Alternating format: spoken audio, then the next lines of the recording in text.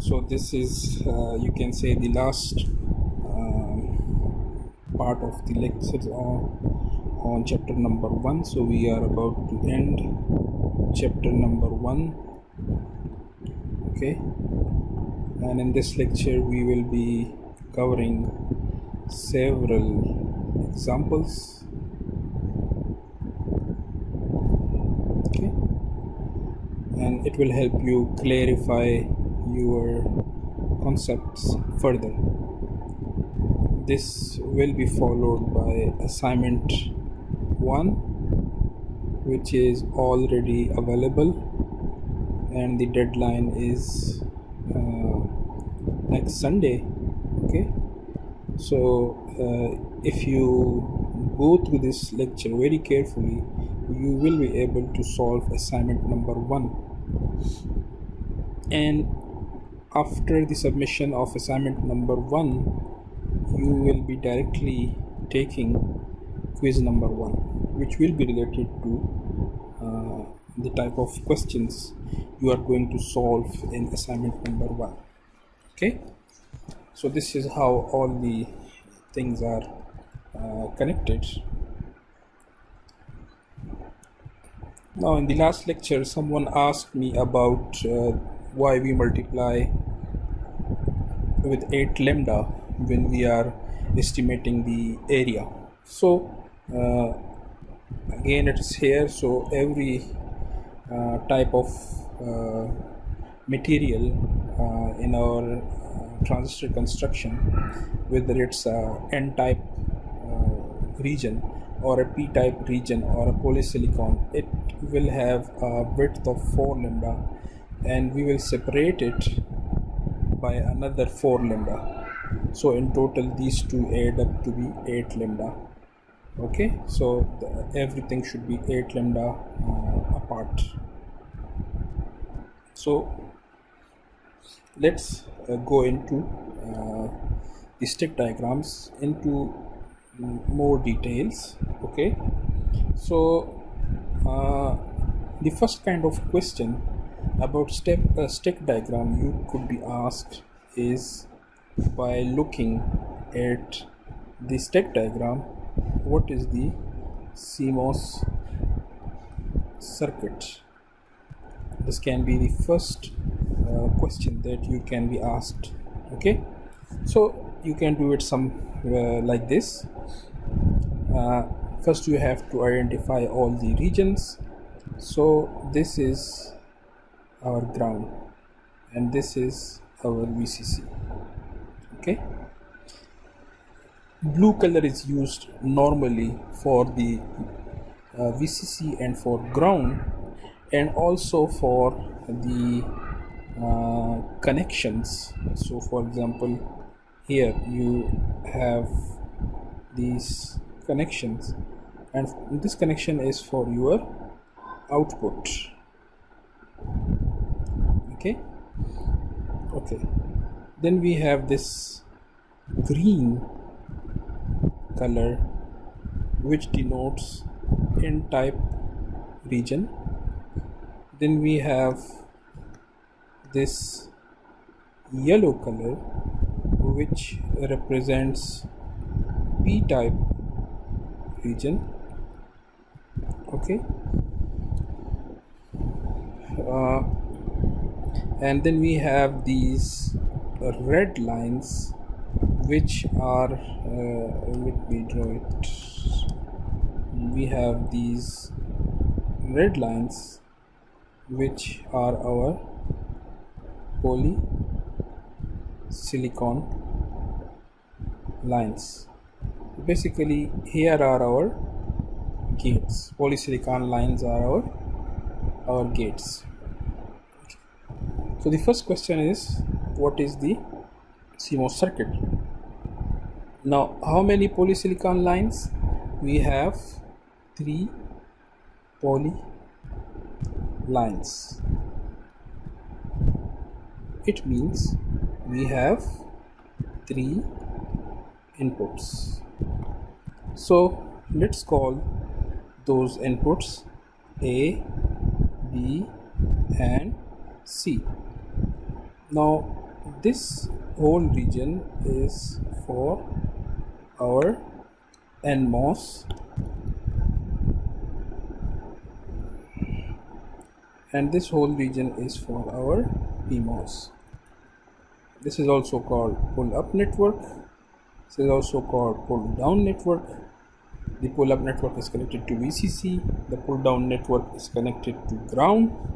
So let's consider the pull-down network.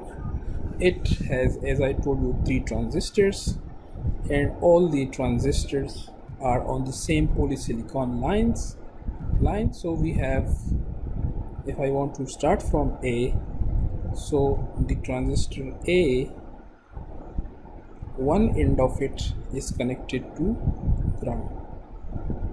Okay, the other end is connected to transistor B. Okay, then one end of transistor C is connected to transistor B, and one end of transistor C is connected to our output Y. As I told you, this is our output. This blue line is our output. So this is our NMOS. All are connected in series. Let's come to our pull-up network. So let me start from as you know, the pull down is in series, so the pull up will be in parallel. So I can draw 3 PMOS. One is A, the other one is B, the other one is C. Now if I see, one end of A is connected to VCC.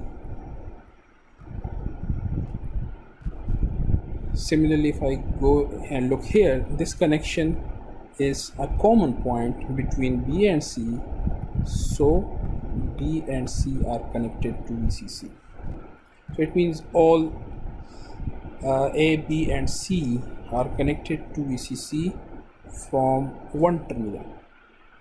Now looking at the other terminal, okay, the B and A are connected to output with this common terminal, so they are connected to the output with this common terminal. Okay, and then C is connected to again the output with this common terminal. Okay, so this is our circuit. So draw the circuit. The second question that can be asked is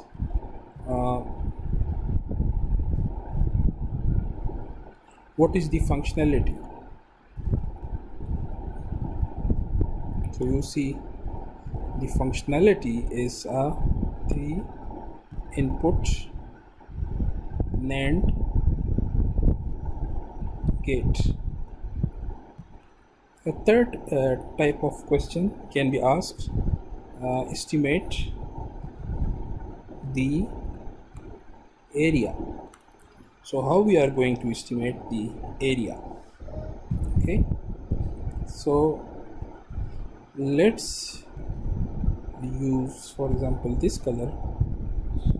Okay, so first we have to take either p-type region or n-type region for calculating. For example, first I want to calculate width. So for the width, I either take p-type or n-type. Which one should I take? The one with maximum numbers of contacts or these crosses. So the p-type has 1, 2, 3, 4 crosses. The n-type has just 2 crosses. Okay, although there you can insert virtual crosses between the polysilicon and N region, but let's say we take the P1 because it has actual contacts, so you can measure from either one, but let's say measure it from this one. So we have 1, we have 2, we have 3. Okay, so we have 3 polysilicon lines and their distances, and we add a 1 to this and multiply it by 8 lambda, so our width comes out to be 32 lambda. Now let's talk about our L. So for our L, we have one option is this one, and this is in parallel with this one, so we do not take this one. So we have one is this one, then we have a second one which is this one. This is parallel with this one, so we take one. Okay, between these one we have another one here, so we have 1, 2, 3, and then we have this one 4. Okay, so 4 plus 1 into 8 lambda, so this one comes out to be 40 lambda. So 40 lambda is our length and 32 lambda is our width.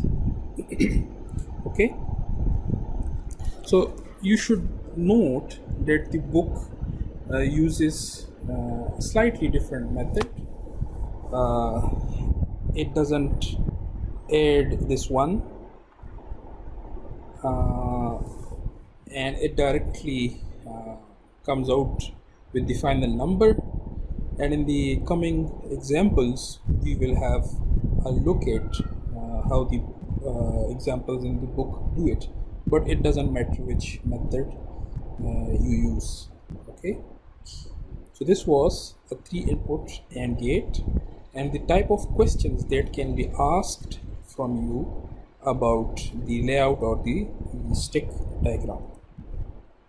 So this one, let's come to the second example, which is a complex gate. Okay, which is this complex gate. Basically this is A plus B plus C, and this is dot. Okay, so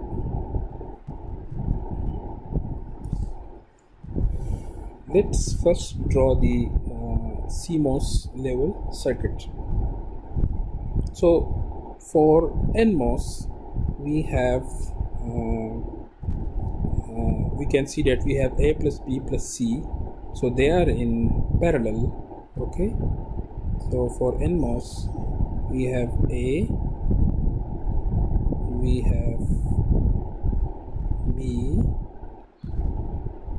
we have C, and they are in parallel. Okay, and this whole thing is in series with D. So D is connected to ground. Okay, and this point is our output. Okay, and you know that the pull-up network, so this is the NMOS or pull-down network.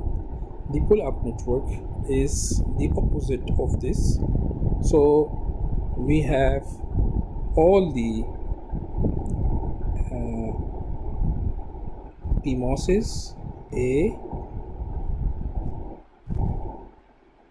B, and C. They are in series. Okay, so we have all these in series, and in parallel we have our D D, and all these points are connected to VDD. So this is from the last lectures, and I hope that you are confident to draw these kinds of circuits. So this whole node is our output. All these are connected to our output. So this is one part of it. You draw the CMOS circuit. The next thing is we want to draw the layout or the stack diagram. Okay, so we start with these two lines. One is our ground, the other one is our VDD line. Then we draw the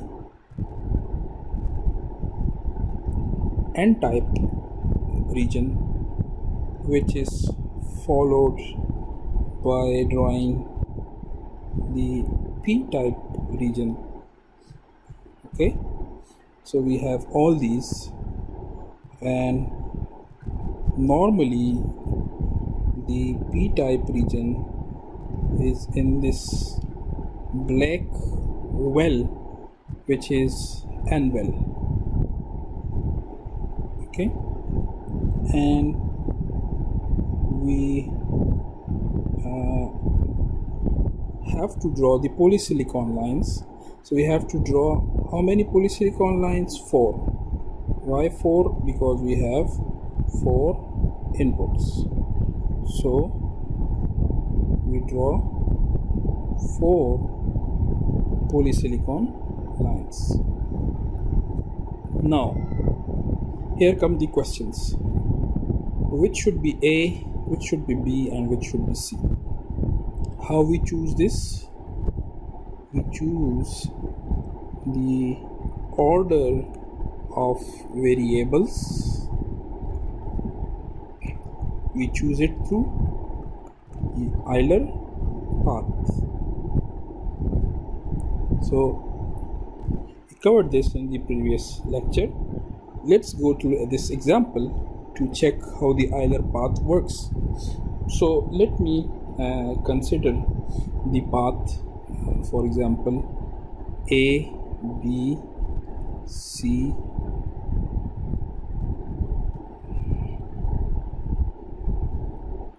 D. And to go through this example, let's say we label all the nodes. So this is our node V. This whole thing is our node Y. Okay, this is our node 1, this is our node 2. Okay, let's say this is our node 3, and finally this is our node G or ground. Okay, so let me draw the Euler graph. Okay,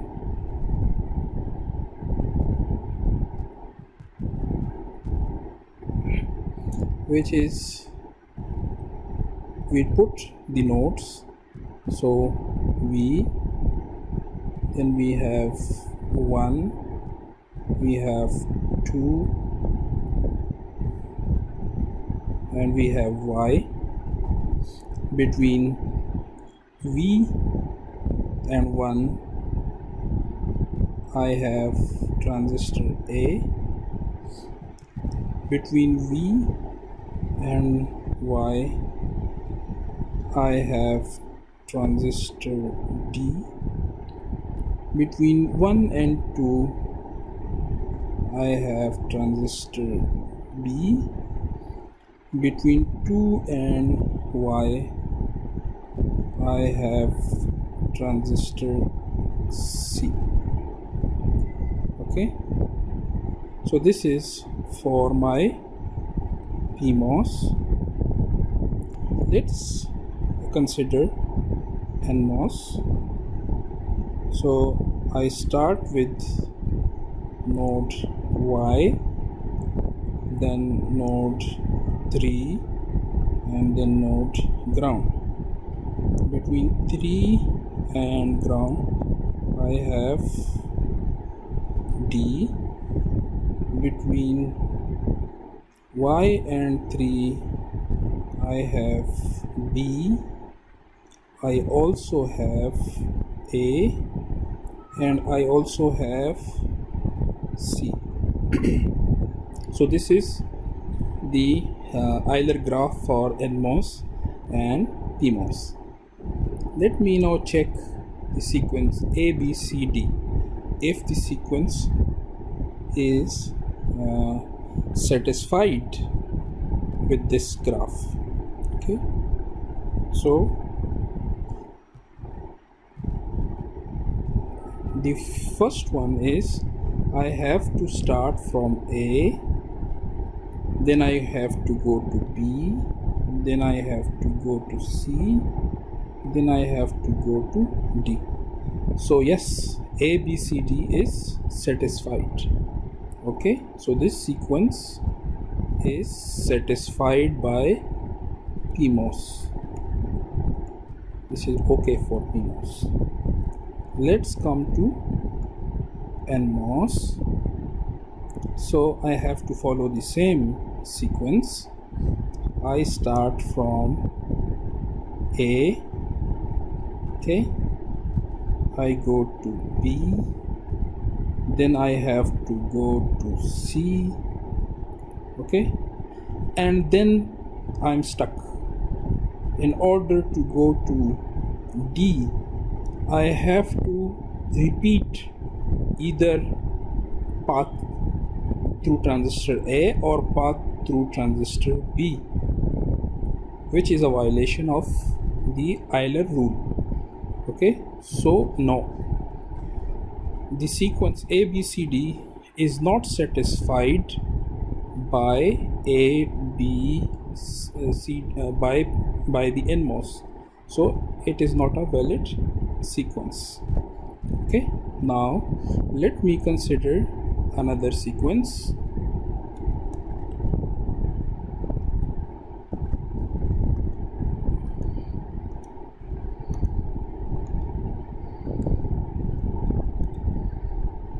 Let me consider this sequence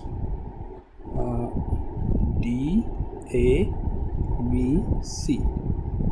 So this sequence I start with D, then I go to A, then I go to B, then I go to C. So it is satisfied by PMOS. Now I have to repeat. I start from D, I go to A, I go to B, and then I go to C. So yes, this is satisfied by PMOS and NMOS. Okay, so this is my sequence. This passes the Euler rule. So now I can label my nodes like this one is D, this one is A, this one is B, and this one is my C.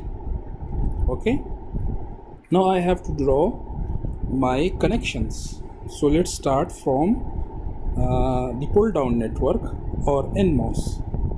So you can see that on one side of D we have, let me choose this color. On one side of D we have the node G, and on other side we have the node 3. Okay, I have done this why I have put the 3 on the right side and the G on the left side? Because 3 is common with other nodes. So for example, it is common with A, so this can be a common node between A and D. Okay, then let's come to A. One side of A is connected to 3, which is this side, and the other side is connected to Y. So let me label this Y. Let's come to B. One side of B is connected to Y and the other side is connected to 3. So let's label this 3 on the other side. Let's come to C. One side of C is connected to 3 and the other side is connected to Y. So let me put Y here. Okay, so now I can connect them with my blue. This one is connected to ground. Node 3 is connected to node 3.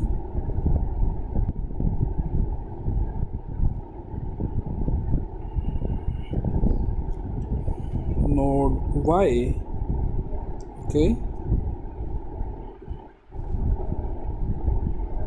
is connected to node Y, and basically Y is our output. Okay, so in this way the NMOS connections are complete. Now let's move to the PMOS connections. Again, let me see. If I talk about D, one end of it is connected to V, node V or VDD, and the other end is connected to node Y. Okay, so which one should be on which side? The advantage of putting V on the right side is that it can be shared with A. So that's why I put V between transistor A and transistor D. So V is on this side and Y is on this side. Now let's talk about transistor A. On one side I have the node V, and on the other side I have the node 1. Okay, now let's talk about B. On one side it has the node 1 and on the other side it has the node 2. So node 2 goes to the other side. Let's talk about transistor C. On one side it has 2 and on the other side it has the node Y. So now it's straightforward to connect. I connect V to the VCC and I connect Y to Y. Okay, and this is connected here. So this completes my stick diagram or layout. Now the other thing I can do is, what is the W? So W, as I have more interconnects on the N type, I will start with this one. 1, 2, 3, 4. So 4 plus 1 into 8 lambda is 40 lambda. Then what about L? So let me take this one. This is 1.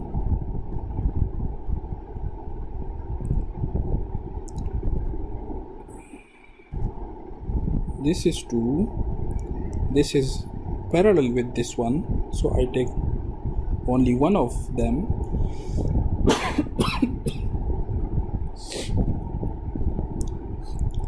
Then let's do the easy ones. One is this one, okay. The other one is this one, so I don't take this one because they are in parallel. And then we have